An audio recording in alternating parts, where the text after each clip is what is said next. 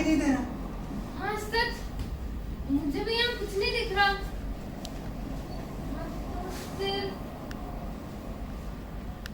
हम ही हैं। हाँ दोस्तों, हमें हम ही में से किसी एक को खाना होगा। बहुत अच्छे, बहुत अच्छे। चलो शुरू करें। हाँ, चलो चलो जल्दी जल्दी शुरू करो। बचपना मत करो दोस्तों, बस यही एक बात कि चलो शुरू करें। हम तीनों एक साथ मिलकर नहीं बोल सकते। बताओ, बोल सकते हैं क्या? ऐसे मौके पर तो कहना चाहिए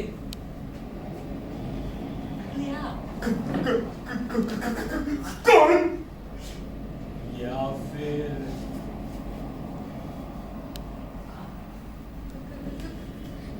कौन? कौन? मैं भी यही जानना चाहता हूं। कौन?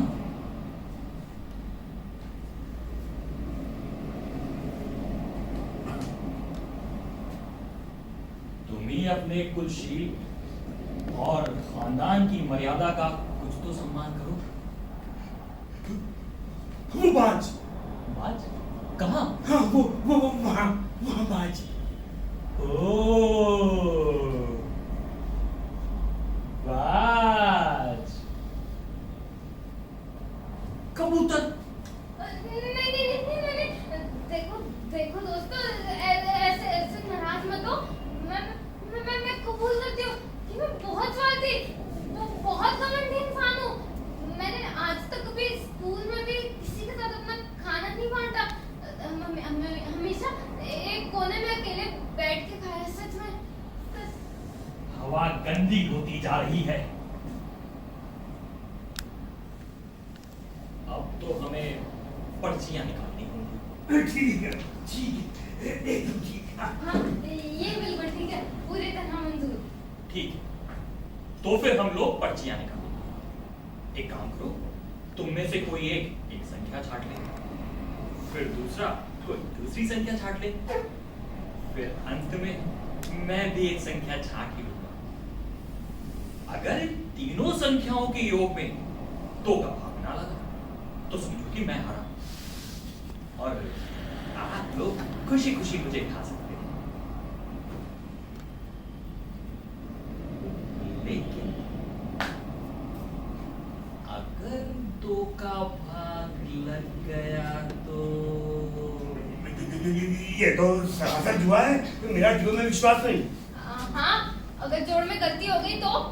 जब आप लोगों को मुझ पर भरोसा ही नहीं है तो फिर कुछ कहना ही बेकार है।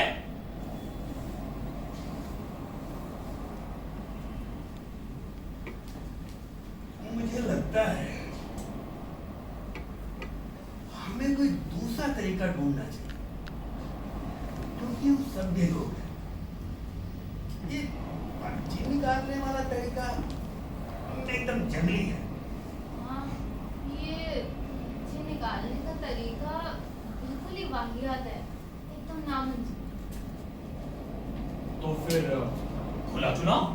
हाँ, विचार बुरा नहीं है। हम दोनों मिलकर महागठबंधन बना लेंगे। विचार करने में आसानी होगी। नहीं, संसदीय लोकतंत्र अब पुराना हो चुका है। और कोई चारा नहीं है।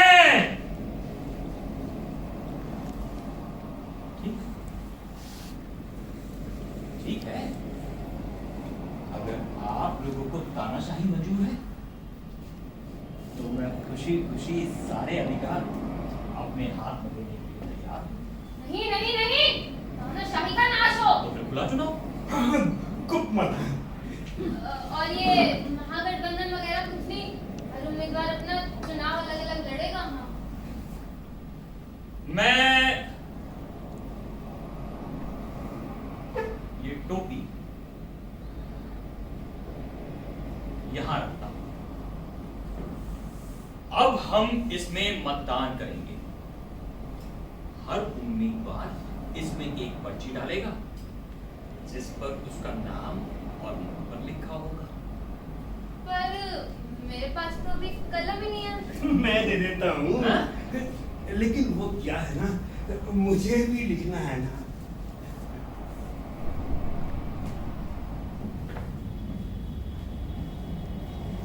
कलम।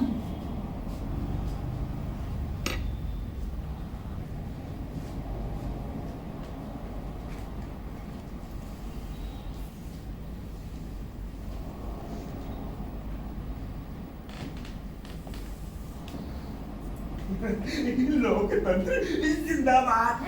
एक मिनट। अगर हम ये चुनाव लड़ना ही चाहते हैं तो हमें प्रचार भी करना चाहिए। चीज कायदे से होनी चाहिए ना।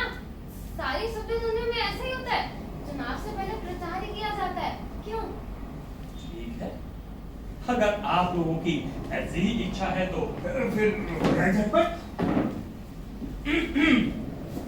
Hello hello hello, mike testing 1 2 3। उपस्थित देवियों और सज्जनों, मुझे इस बात की बेहद खुशी है कि इस चुनाव प्रचार के उद्घाटन का सौभाग्य मुझे प्राप्त हुआ है। मैं जानता हूं कि कुछ लोग यहां पर मेरा भाषण सुनने नहीं आए हैं, तो मैं अब और देरी ना करते हुए इस चुनाव प्रचार के उद्घाटन की घोषणा करता हूं। हमारे आज के पहले वक्ता हैं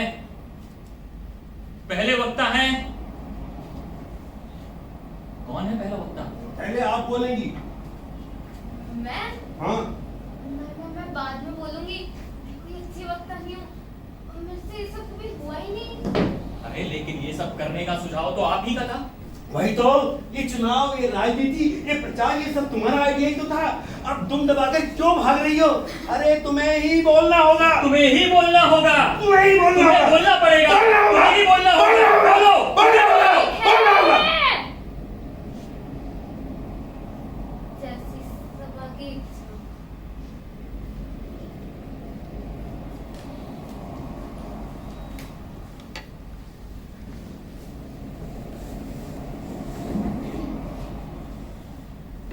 तो मैं भाइयों और बहनों, मस्काबाजी नहीं, हम भोली भाली गरीब जनता हैं। मोटे मोटे लफ्ज नहीं, जो सच है वही बोलो, बकवास बंद। दोस्तों, आज हम यहाँ इसलिए इकट्ठा हुए हैं। अरे मुद्दा, असली मुद्दा क्या है वो? सारा दिन बैठने का वक्त नहीं है हमारे पास, जल्दी करो। दोस्तों, आज हम यहाँ एक बहुत ही महत्वपूर्ण और गंभीर मुद्दे पर बात करने के लिए इकट्ठा हुए हैं। आज का सबसे महत्वपूर्ण मुद्दा है दाल रोटी का। आप ये मत समझिए मैं बस एक उम्मीदवार ही हूँ, मेरा भी घर परिवार है। कभी कभी मैं बाग में बैठी, हाँ मेरे भाई इधर उधर खेल रहे होते हैं, मेरी माँ स्वेटर बुन रही होती है, और सामने सूरज डूब रहा है। अच्छा, हाँ, ये चित्र, ये सुंदर चित्र अपनी आंखों के सामने लाइए। क्या ये आपके दिल को झकझोरता नहीं? ये भाषण है या बकवास है? बहुत हुआ मानवीय भावनाओं से खिलवाड़। अरे घर के झमेले भाषण के अंदर क्यों? अपने भाइयों को खिलाओ खिलाओ पिलाओ, बाग में घुमाओ, कुछ भी करो, लेकिन घर के बखेड़े भाषण में नहीं होने देंगे। दोस्त, बचपन में मैं बहुत बड़े-बड़े सपने देखा करती थी। मैं बड़े होकर ये बनूंगी, वो बनूंगी, ऐसे ऐसे होगा तो वैसे वैसे करूंगी, वगैरह वगैरह। लेकिन तब मेहनत की होती तो शायद ज्यादा अच्छा होता। लेकिन अभी भी देर नहीं हुई है। अभी भी अगर मैं जी लगाकर काम करूं तो मुझे यकीन है कि सब कुछ बदला जा सकता है। जब तक मेरी बाजू में दम है, मैं मन लगाकर काम करूंगी, कुछ हासिल करूंगी। एक दिन कुछ ना कुछ महान बनकर रहूंगी। जोर से बोलो, आवाज नहीं आ रही। मैं एक दिन कुछ ना कुछ महान बनकर रहूंगी। अरे दाल रोटी की बात करो, रोटी दो या उम्मीदवारी छोड़ दो। स्वार्थी, मतलबी, सिर्फ अपने स्वार्थ की बात सोचने वाले सब एक साथ। 1 2 3 आज की मांग अनाज दो या फिर गद्दी, छोड़ दो आज की मांग अनाज दो या फिर गद्दी, छोड़ दो आज की मांग अनाज दो या फिर गद्दी, छोड़ दो।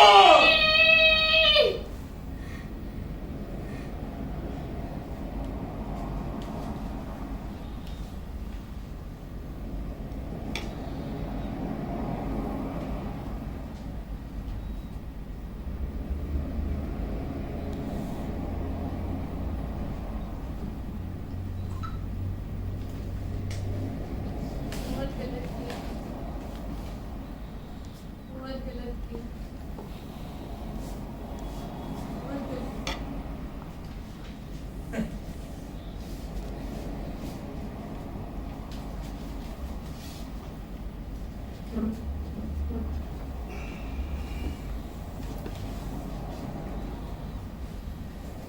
देखो, मुझे बोलना बोला बिल्कुल नहीं आता है। मैं अच्छा वक्ता भी नहीं हूं, पर अब आपने कहा है तो बोलूंगा जरूर। देखो, काम ही मेरा मुद्दा है और मैं काम पे विश्वास रखता हूं। लेकिन बात कला का मुझे बचपन से बड़ा शौक है और मुझे ना खाने का बिल्कुल शौक नहीं। मेरा मन ही नहीं करता खाने को। बस यूं समझ लो, मैं करीब करीब ना के बराबर खाता।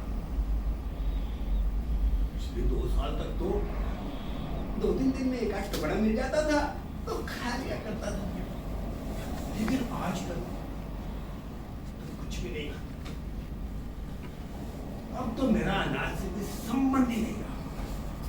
लेकिन ना, मुझे खाना पकाने में बड़ा आनंद आता है और मैं जब देखता हूँ मेरे हाथ का पका हुआ खाना लोग पेट भर खाते हैं, मेरे दिल को बड़ा सुकून मिलता है।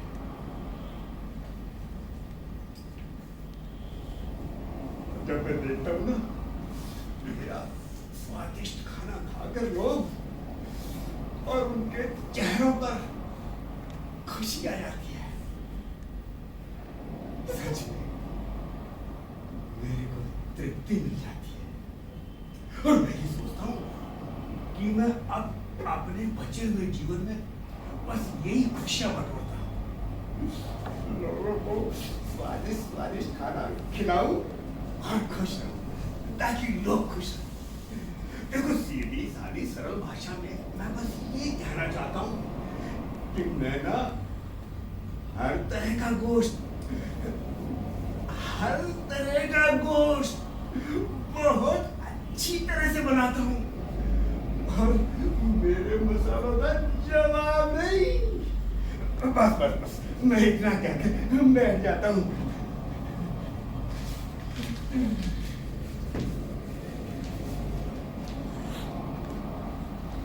बहुत बहुत अच्छे।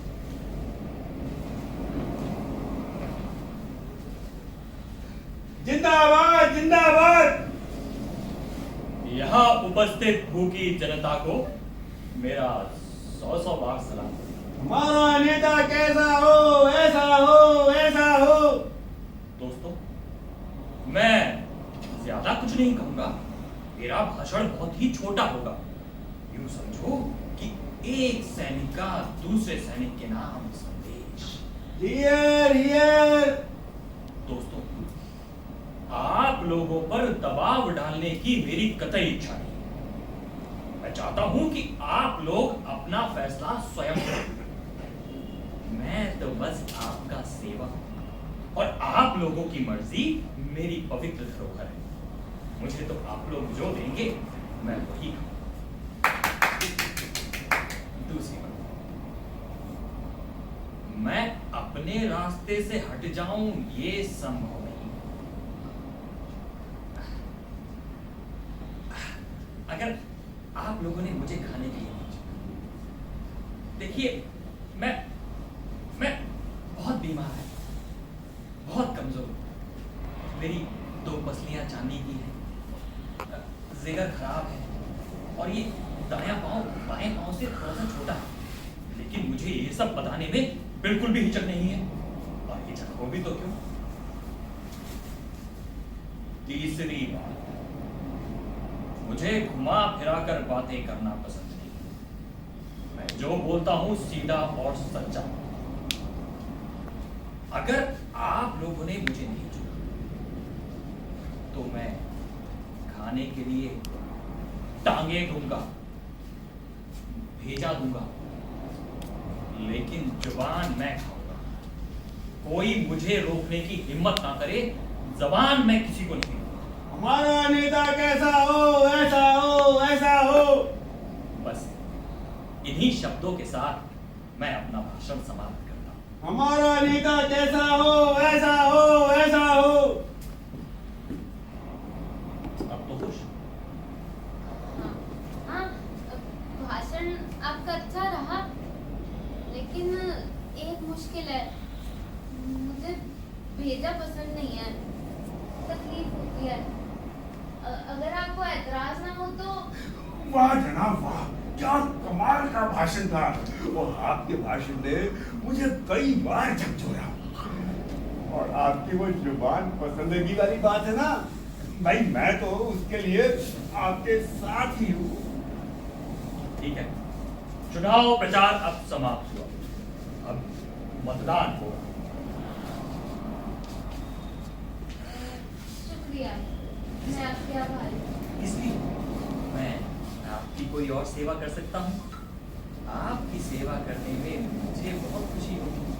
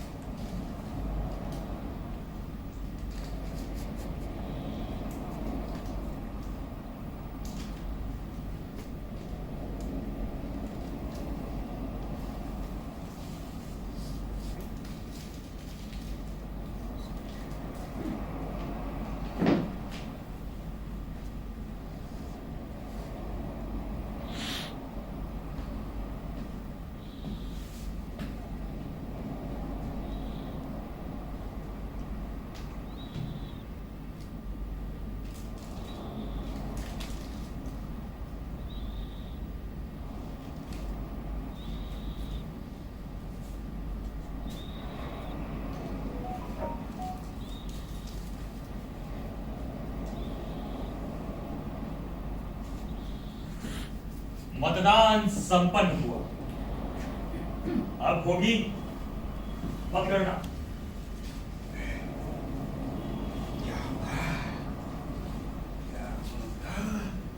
अरे अरे जल्दी करो, मुझे तो साले इस मतदान से भूख लगने लगी है। हाँ, जरा ठीक से गिनना। क्या हुआ? कोई गड़बड़ है क्या? अरे अरे क्या है, अरे क्या है नतीजा? दोस्तों, बड़े अफसोस के साथ कहना पड़ता है कि हमें दोबारा मतदान करना होगा। आखिर क्यों? मुझे तो बहुत जोरों से भूख लगी है। लोकतंत्र का मजाक उड़ाने की मंशा है तुम्हारी। इस टोपी में 4 मतपत्र हैं, 4।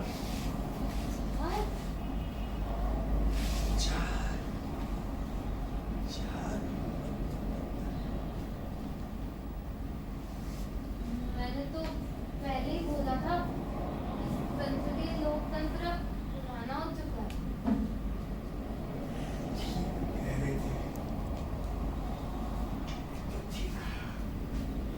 लेकिन अब क्या होगा? मंत्रिमंडल लड़खड़ा है।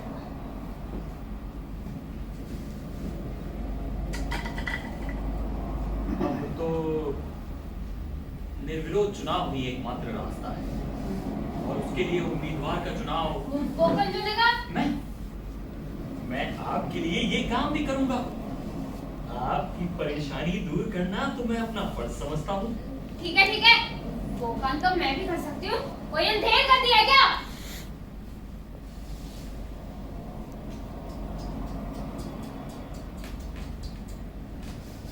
लोकतंत्र टके के भाव चला गया, तानाशाही मंजूर नहीं। सारा क्या करें?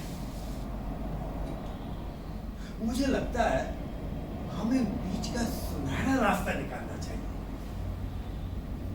ऐसे मौके पर एक ही आदमी काम आता है, जिसके अपने रोम रोम में उत्साह, बलिदान की भावना और दूसरे के धर्म के लिए सहानुभूति हो।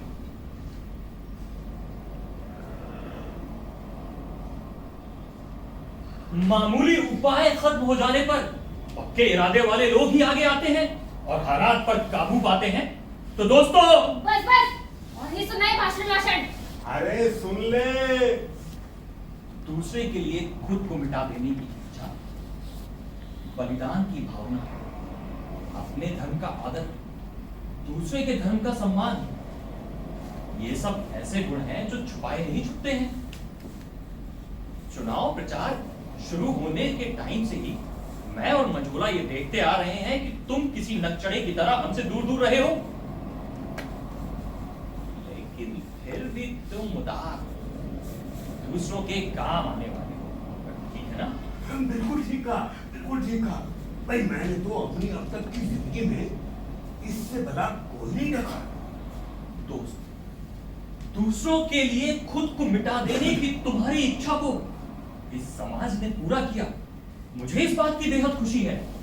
तुम चाहती होगी कि ये समाज तुम्हें उदार, परोपकारी, निस्वार्थ कहे। मैं जानता हूं तुम इन विशेषणों के योग्य हो। नहीं, मैं ऐसा कुछ नहीं चाहती। अरे अब क्या हुआ? यानी कि तुम अपनी मर्जी से अपने कर्तव्य का पालन नहीं करना चाहती? नहीं। तो तुम अपने दोस्तों के साथ विश्वासघात करोगी? पागल तो नहीं हो गई हो? हाँ, हूँ मैं पागल। तुम्हें शर्म आनी चाहिए। कैसे साफ मना कर रही है? यही तो है इसका बड़प्पन। नहीं, ये बड़प्पन कुछ नहीं। मैं उसकी कीमत इनके बराबर भी नहीं समझती। मैं तो अब इससे एक शब्द नहीं कहूंगा। मैं तो तुम्हें बहुत स्वाभिमानी समझता था और मुझे लगता था कि इस बेड़े पर अगर सबसे बड़ी देशभक्त कोई है तो तू ही है। लेकिन तू क्या निकली? एकदम नमक हराम गद्दार।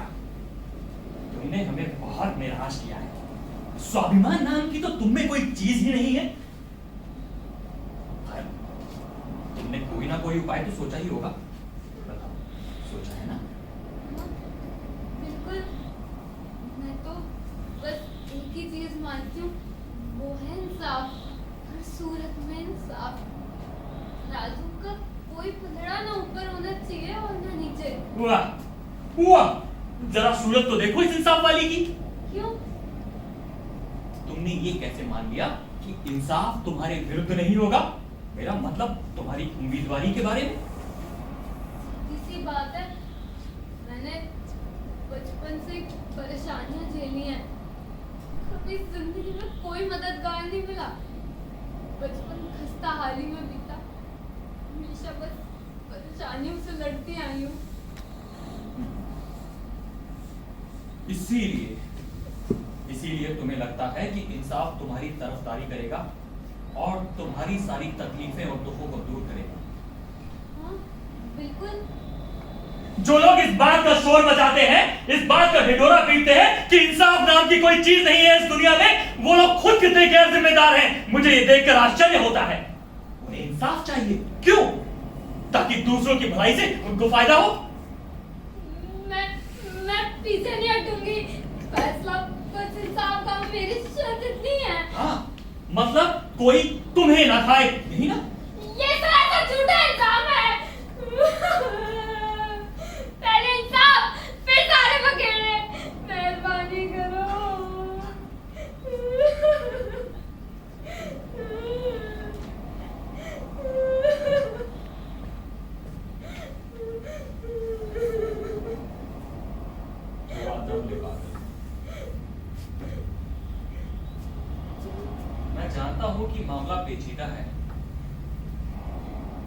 लेकिन कुछ फैसला तो करना ही है ना।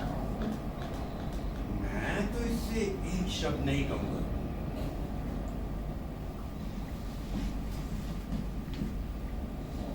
दोस्त, तुम्हारी माँ जिंदा है?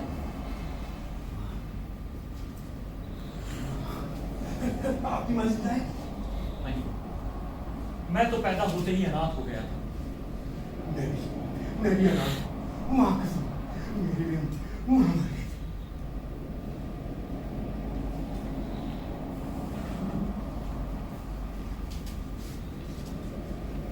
तुम्हारी माँ? हाँ, मेरी माँ है। लेकिन कोई सोचकर रो रही होंगी मैं मर गई। मुझे याद है एक बार वो बहुत बीमार थी। हमारे पास उनकी दवाई तक खरीदने के पैसे नहीं थे। मैंने पूरी रात जागकर पेंटिंग बनाई ताकि वो बेचकर उनकी दवाई खरीद सके। अगले दिन मैं और मेरे पापा चले पेंटिंग बेचने। पेंटिंग ले लो, पेंटिंग ले लो।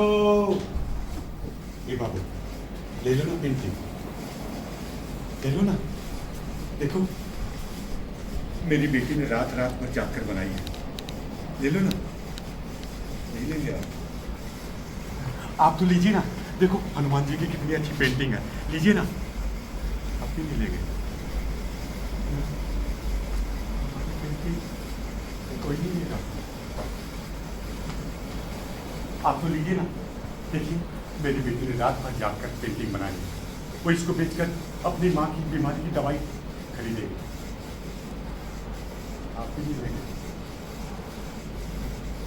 कोई तो पेंटिंग ले लो ताकि लोग ऐसे पेंटिंग नहीं लेंगे।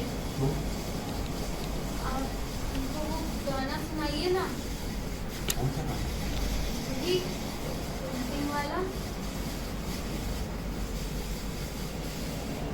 ले लो ले लो ले लो ले लो पेंटिंग ले लो। दे दो दे दो दे दो उनको पैसा दे दो। ले लो ले लो ले लो ले लो पेंटिंग ले लो। दे दो दे दो दे दो उनको पैसा दे दो। ये तो पेंटिंग है अनमोल, बोलो दोगे क्या तुम मोल? बैठे यूं हो चुपचाप, बोलो कुछ तो मुंह को खोलो। ये पेंटिंग है अनमोल, बोलो दोगे क्या तुम मोल? बैठे क्यों हो चुपचाप, बोलो तो मुंह को खोल। इतनी सारी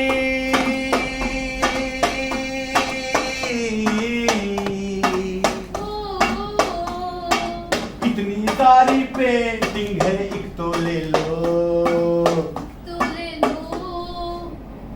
एक तो ले लो।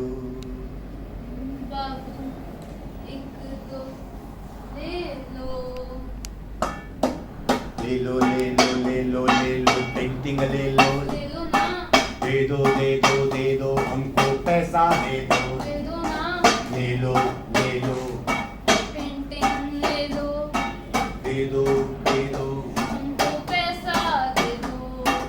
इस पेंटिंग में इसने हनुमान जी दिखलाए। इस पेंटिंग में इसने हनुमान जी दिखलाए। ये पेंटिंग बनाई मैंने भूखे बिना खाए। भूखे बिना खाए। भूखे बिना खाए। यहाँ तो छेड़ रही है राधा अपने प्रिय किशन को। यहाँ तो छेड़ रही है राधा अपने प्रिय किशन को। यहाँ किशन को देख के राधा है शर्माए। राधा है शर्माए। राधा है शर्माए। कितनी सुंदर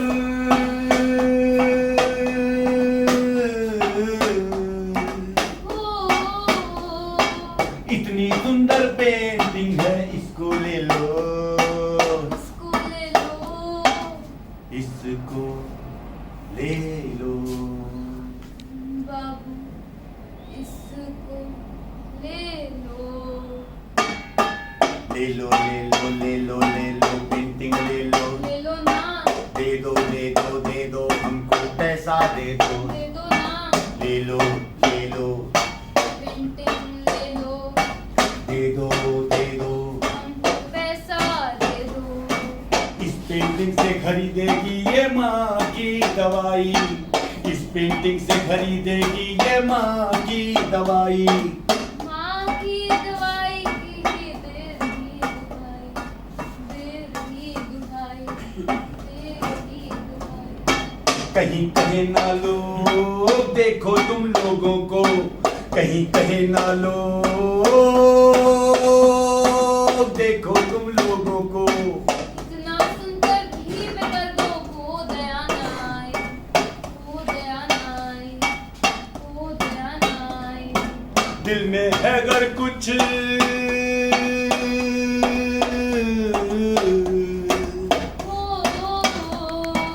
दिल में है अगर कुछ तो वो भी कह लो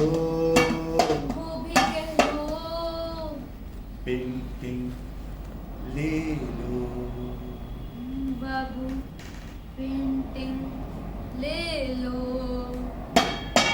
ले लो ले लो ले लो ले लो पेंटिंग ले लो ले लो ना दे दो हमको पैसा दे दो ना ले लो हाँ ये पेंटिंग मुझे नहीं चाहिए मेरे घर पे बहुत सारी है। नहीं आपने पैसा दिया नहीं अरे तुम लो दिमाग की बात है। ये इतनी सुंदर पेंटिंग है ले लो। मेरे घर पे बहुत है मुझे नहीं चाहिए नहीं आपने पैसे दिए। नहीं मुझे नहीं चाहिए आप रखो। भीख नहीं चाहिए मुझे।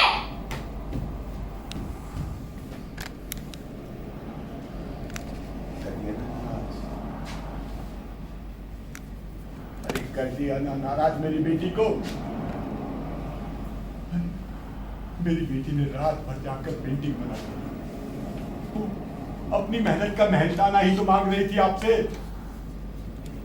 वो भी अपनी माँ की दवाई खरीदने के लिए लेकिन आप लोग बड़े याद एक गरीब मजदूर को उसका मेहनताना नहीं दे सकते लेकिन उसे भीख देना था भीख आप लोग तो बड़े आदमी हैं बड़े बड़े 5 सितारा होटलों में जाओगे तो वो दरबान को 100 रुपए की टिप दे देंगे लेकिन एक ऑटो वाला आपसे 50 के 70 मांग लेगा तो उससे यहाँ हमारी पेंटिंग नहीं बिकी कहीं और ही आपकी पेंटिंग बेचनी पड़ेगी मेरे को ले लो पेंटिंग ले लो दे दो हमको पैसा दे दो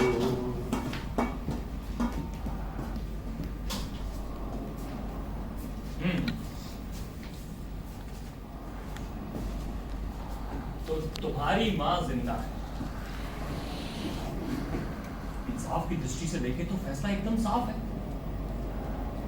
इस अनाथ बच्चे के साथ किसी तरह की भलाई बुराई करने को आपका दिल गवाही तो ना देता होगा राक्षस भी अनाथों पर दया करते हैं तो अगर हम 2 अनाथ बच्चों के साथ कुछ भला बुरा हुआ या उन्हें पोटी बोटी करके खाया गया तो ये इंसाफ की देवी के मुंह पर तमाचे मारने जैसा होगा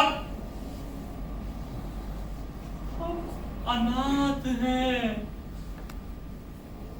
हमारे लिए यही मुसीबत क्या कम है उस पर ये बोटी बोटी करके खाए जाने की मुसीबत क्यों नहीं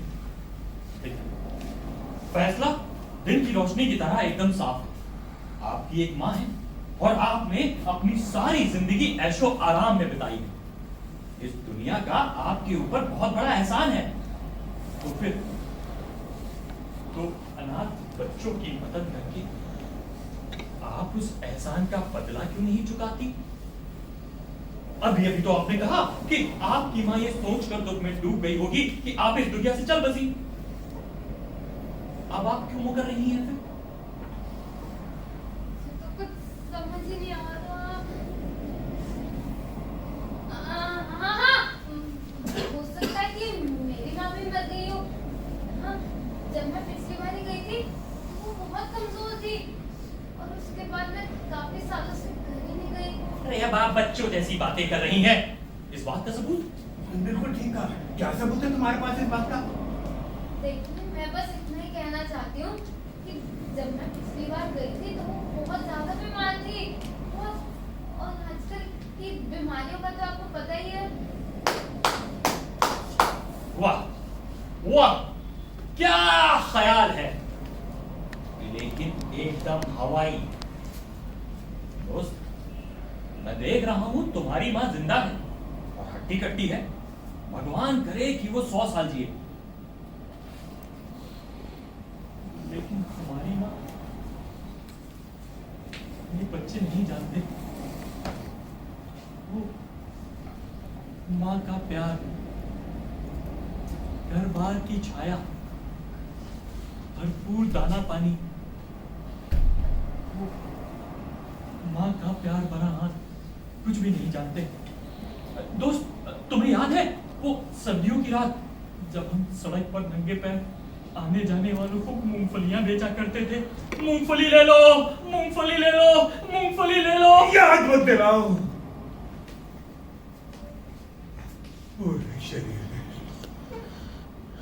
कभी आ जाती है। कुछ बातें भूलना ही बेहतर है।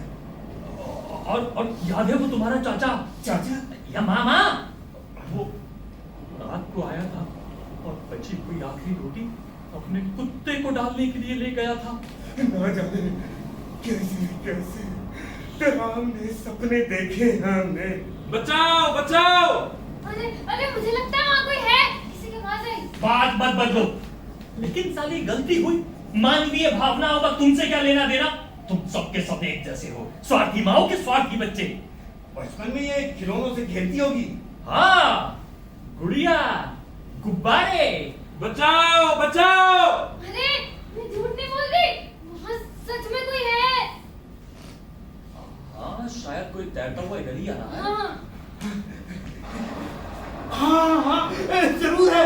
अरे कोई आ रहा है। अरे उसके हाथ में कुछ खाने के लिए वर्दी पहने है। इधर ही आ रहा है। इससे मुझे याद है, एक बार एक किसान बकरी लेकर वापस जा रहा था। बकरी समेत वो नदी में गिर गया, लेकिन एक हाथ से बकरी पकड़कर दूसरे हाथ से तैर तो रहा। क्या गंदा दुनिया में दौलत थी तो उसकी वजह थी। जल्दी करो, जल्दी करो।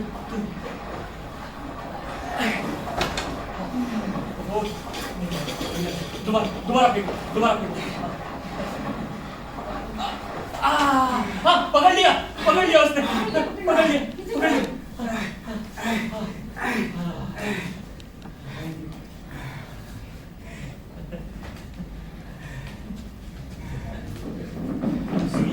सुनिए, आपके पास कुछ खाने को होगा? खाना? अरे अच्छा होता मुझे भी कुछ खाने को मिल जाता। मैंने भी सुबह से नाश्ता नहीं किया। अरे आप यहाँ कैसे? वाह वाह वाह, खूब मिले खूब मिले। आप दोनों एक दूसरे को जानते हैं? हाँ, मैं पिछले 3 साल से इनके घर पर चिट्ठी देता आ रहा हूँ और मैंने कभी नहीं सोचा था कि आप मुझे यहाँ ऐसे 7 समुंदर पार यहाँ मिलेंगे। आपका तार है मेरे पास। मेरा तार? हाँ, मैं आपके किनारे वाले घर की तरफ ही जा रहा था, लेकिन एक बड़ी लहर ने मुझे धकेल दिया।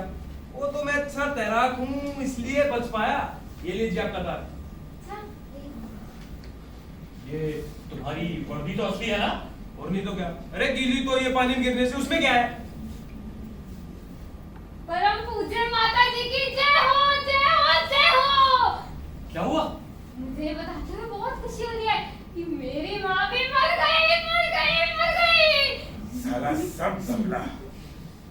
ये किस्सा खत्म हो उससे पहले मैं आपको बता देना चाहती हूँ कि अब मैं भी आप ही लोगों की तरह अनाथ हूँ।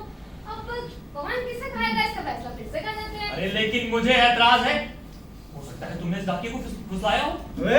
एक ईमानदार कर्तव्य पालन करने वाले सरकारी नौकर अपमान करना चाहते तुम? कितने पैसे लिए हैं तुमने? तुम दोनों स्कूल में एक साथ पढ़ते थे ना? ये इल्जाम सरासर बेबुनियाद है। इसी से ही पूछ लो, मैंने कभी इसके साथ कोई गुफ्तगू की है? हाँ, हम इसी से पूछेंगे। और अगर इसने इल्जाम मान लिया और हाँ कहा तो हम तुम्हें खा लेंगे। फिर उसकी कोई अपील वपील नहीं होगी। और अगर इसने इल्जाम नहीं माना इस डाकिए को ही खा लेंगे।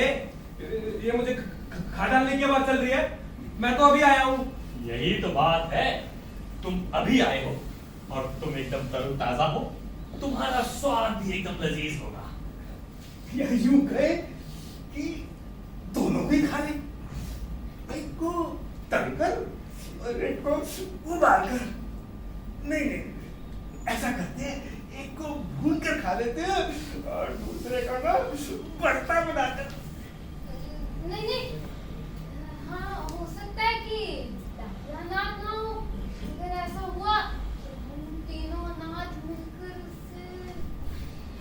मैं तो इस डाकिए का अचार बनाऊंगा, इसकी ये लंबी लंबी उंगलियां काटकर इसमें मसाला भरकर इसका अचार। दोस्त, डाकिए का भरता कैसे बनाया जाता है? देखिए कि ईमानदार डाकिया बनेगा, मेरा भरता अच्छा नहीं बनेगा। अरे लेकिन ये षड्यंत्र क्या है? यहाँ हम क्या कोई षड्यंत्र कर रहे हैं? अगर ऐसी झूठी बातें फैलाई ना तो पोस्ट मास्टर साहब से तुम्हारी शिकायत कर दूंगी। उसकी परवाह नहीं है मुझे। मेरे 5 साल की नौकरी के करियर में आज तक मेरे खिलाफ एक भी शिकायत दर्ज नहीं हुई, समझे? अरे बेकार वक्त बर्बाद हो रहा है। ये तुम दोनों की साजिश थी या नहीं बताओ? अगर तुम दोनों की साजिश थी और इसकी मां जिंदा हुई तो हम इसे खा लेंगे, तुम्हें भी थोड़ी सी टांगे और कलेजी दे देंगे। लेकिन अगर इसकी मां जिंदा नहीं हुई तो हम तीनों अनाथ मिलकर तुम्हें खा लेंगे, क्योंकि तुम डाकिया और डाक खाने जनता की जरूरतें पूरी करने के लिए होते हैं। तुम्हें हमारी जरूरतें पूरी करनी ही होंगी। हाँ, डाक विभाग की महान प्रतिष्ठा पर धब्बा मत लगाओ। उसकी परवाह नहीं है मुझे। मैंने अपनी पूरी जिंदगी अपना काम बड़े ईमानदारी से किया है और तुम्हारी टांग और कलेजी पर मैं थूकूंगा भी नहीं, समझे? ठीक है, तुम्हें हम थोड़ा सा कीमा भी दे देंगे, लेकिन इससे ज्यादा कुछ नहीं मिलेगा। धन्यवाद महाशय, धन्यवाद। ये डाक विभाग की वर्दी देख रहे हो, इसकी इज्जत मेरी इज्जत है और बाकी बातें बेकार है। राम राम। अरे रुक जा, रुक जा, रुक जा। कम से कम मैंने ये तो बता देता कि इसमें मेरा कोई कसूर नहीं है। रुक जा। दोस्तों, अब हम तीनों एक ही माला के मोती हैं। अब फिर से तय करते हैं कि कौन किसे खाएगा। तुम देख क्या रहे हो? थालियां लगाओ, मेरे ट्रंक में सब कुछ है। ये नाच मित्रों, खाने की तैयारी। तुम भूल रही हो, इंसाफ नाम की एक और भी चीज है दुनिया में, जैसे ऐतिहासिक इंसाफ। यानी हम तीनों के माँ बाप नहीं, इसका मतलब ये नहीं है कि हम तीनों एक बराबर हैं। अब मुद्दा ये है कि हमारे माँ बाप क्या थे। थे? माँ बाप थे? माँ बाप तो थे, लेकिन हमारे माँ बाप क्या करते थे? मेरे बापू तो एक मामूली से क्लर्क। ओह, तो तुम्हारा बाप एक क्लर्क था। जानती हो मेरा बाप क्या था? नहीं। वो बेचारा अनपढ़ गरीब लकड़हारा था। और मेरे दोस्त का तो कोई बाप ही नहीं है। इसकी माँ ने बड़ी मुसीबतों से, दुखों में, गरीबी के साथ इसे पाला है। उस वक्त जब तुम्हारा बाप दफ्तर में कुर्सी पर बैठा दस्तखत ठोक रहा होता था किसी ठेठ नौकरशाह की तरह, तब मेरा बेचारा बाप जंगल से लकड़ियां काट कर उनका गट्ठर बना रहा होता था और उसकी लुगदी बनाकर कागज के कारखाने के चक्कर लगा रहा होता था। क्यों? तेरे बाप के दस्तखत घसीटने के लिए। और वो दस्तखत उन नोटिस पर होते थे जो नोटिस इसकी मां को भेजे जाते थे और उससे झोपड़ी खाली करने के लिए कहा जाता था। मुझे उम्मीद है अब तुम्हें शर्म महसूस जरूर हो रही होगी। लेकिन इन सबसे मेरा क्या वास्ता? वास्ता है, और इसलिए हम दोनों लोग मिलकर तुम्हें खा लेंगे। यही होगा ऐतिहासिक इंसाफ। आया समझ में? कढ़ाई भी निकालनी है क्या? नैपकिन भी निकालूं?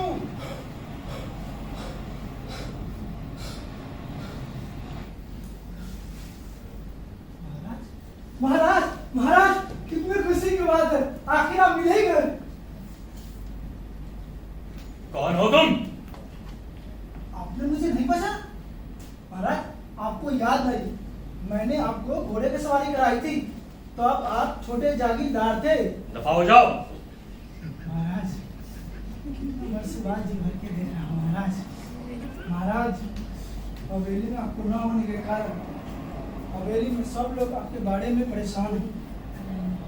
जब हमें खबर मिली कि आपकी जहाज डूब गई, हवेली में हम सब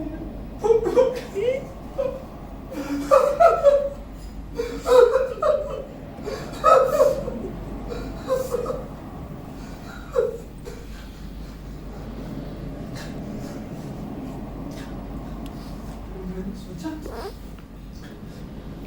महाराज जहाँ जाएंगे वहाँ मैं भी जाऊँगा, उनका नसीब ही मेरा नसीब होगा। और इसे सोचकर मैं समुद्र में कूद पड़ा और भगवान का मेहरबानी देखिए, समुद्र बड़ी लहर आई और मैं यहाँ आ गया। महाराज भगवान ने आखिर आपसे मुझे मिलकर कह ही दिया। मुंह काला करो, डूब मरो जाकर। मरो जैसी आपकी वाह क्या किस्मत है, आखिर जो मरने के बाद पहले ही मेरे महाराज मिल गए। अरे अरे रुक जा भले आदमी, रुक जा। वो डूब गया। हाँ तो मैं कह रहा था, यह है ऐतिहासिक इंसाफ का सबूत। तो ये सबूत क्या था? कटोरी में डाल दिए क्या? तो तुम महलों में रहते थे और घुड़सवारियां किया करते थे। घोड़ा? दो चमचे में निकालूं? मेरे बाप के पास तो गधा भी नहीं था, वो बेचारा तो अनपढ़ लगा हारा था ना। अच्छा, जरूर तुम्हें तुम्हारा शर्मनाक बचपन याद आ रहा होगा। श्वास मत करो। कहना क्या चाहते हो कि मैं घुड़सवारियां किया करती थी? हाँ अभी अभी तो तुमने कहा। सिर्फ तुम्हारा और मेरा कोई संबंध नहीं। मैं फिर से बता दूं, मैंने आज तक घोड़ा देखा तक नहीं। मैंने भी, मेरे बाप को तो घोड़ा शब्द तक पता नहीं था, वो तो अनपढ़ गरीब लगा रहा था ना। रे रे रे बेचारा घोड़ा, उसको कोई नहीं चाहता। अरे उस बेचारे प्राणी ने तुम्हें बचपन में थोड़ा बहुत सुख तो दिया होगा ना। तो बावर्ची? बावर्ची? हाँ? कौन बावर्ची? दोस्त, तुमने किसी बावर्ची को देखा क्या? नहीं, बिल्कुल नहीं।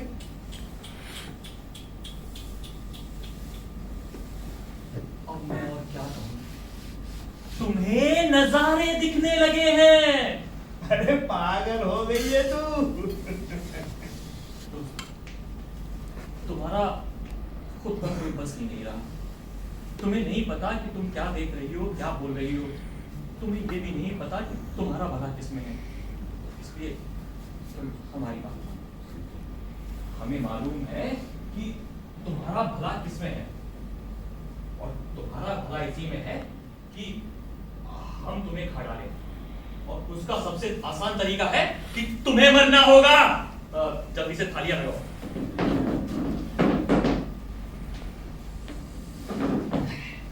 मुझे आपसे एक बात कहनी है। देखिए, मेरी एक बात सुनिए। सब कुछ टीम टाम से होना चाहिए। हम लोग सभ्य लोग हैं। मैं एक बात बोलना चाहती हूँ। देखिए, पहली बात कहना नहीं चाहती थी, लेकिन मुझे जहरबाद है। अरे मैं सच कह रही हूँ, मुझे जहरबाद है। इस पर धार लगा ला। देखिए, पेट भर खाना मुझे भी पसंद है, लेकिन पेटूपन से क्या तकलीफ होती है मुझे अच्छे से पता है। अगर मुझे जहरबाद नहीं होता तो मैं आपके काम में कभी रुकावट नहीं बनती। सच। देखिए, मैं आराम करूंगी तो ठीक हो जाऊंगी। मुझे बस 2 दिन का समय दे दीजिए। दो दिन ज्यादा है तो बस एक दिन में मैं ठीक हो जाऊंगी।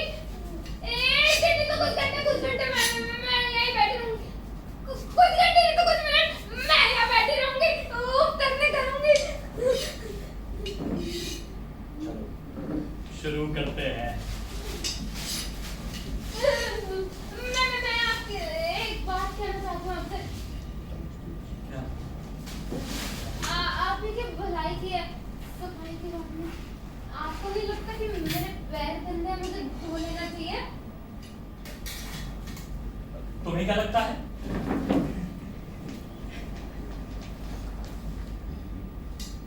पैर मैले तो है, धोने नहीं बनाए।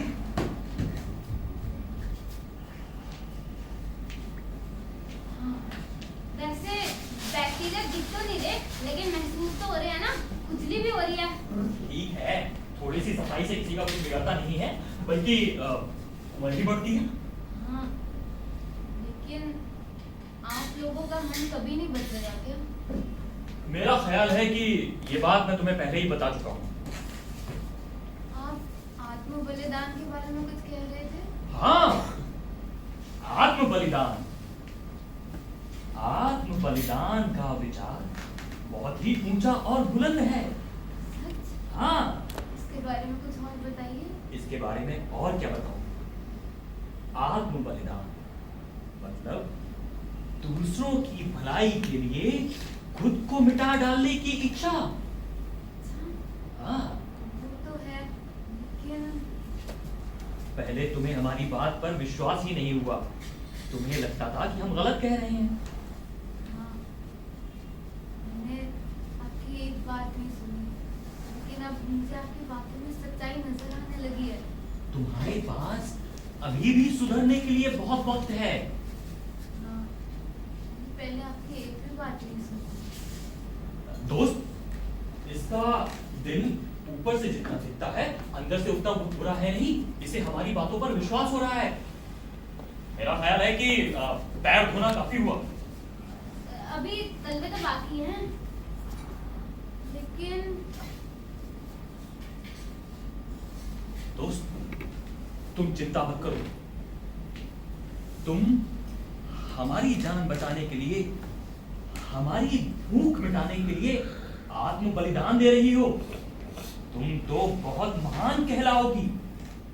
तुम मरकर हमारे पेट में जाओगी, हमारी भूख मिटाओगी और तुम्हारी आत्मा अमर हो जाएगी। मेरा ख्याल है कि पैर धोना काफी हुआ। हाँ, तौलिया। तौलिया,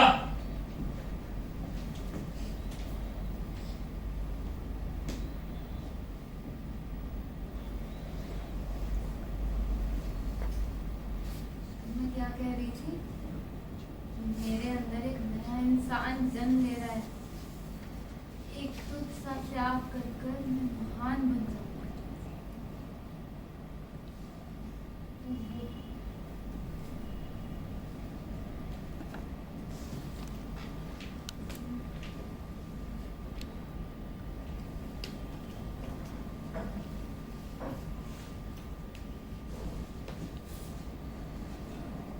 मैं दो शब्द कहना चाहती हूँ। ज्यादा लंबा भाषण तो नहीं है। नहीं नहीं, सिर्फ दो शब्द। ठीक है। आज मुझे पता लगा कि सच्ची स्वतंत्रता क्या होती है। सच्ची स्वतंत्रता वहां से आरंभ होती है जहां मामूली स्वतंत्रता खत्म होती है।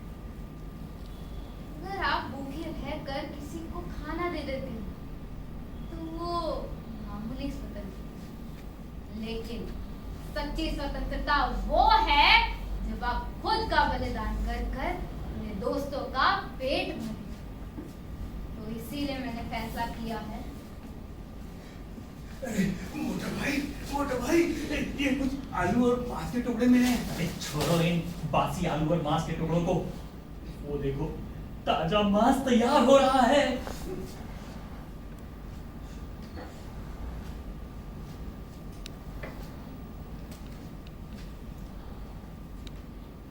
इसीलिए मैंने फैसला किया है।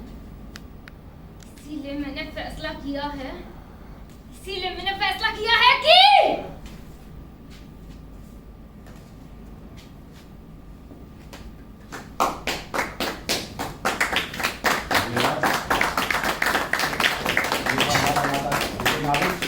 आपका परिचय हो गया। है, मैं चाहूँगा सभी कलाकार मंच पर आ रहे हैं।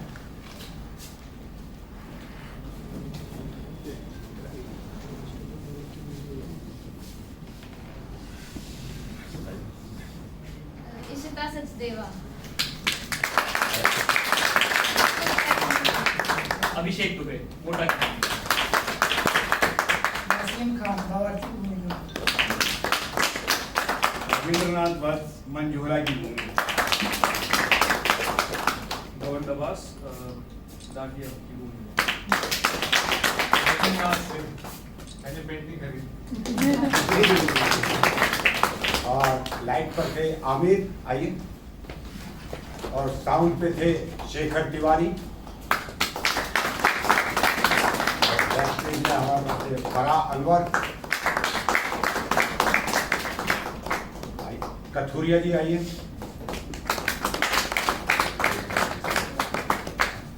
मयंक सूरी। और मैं दिनेश अलावा।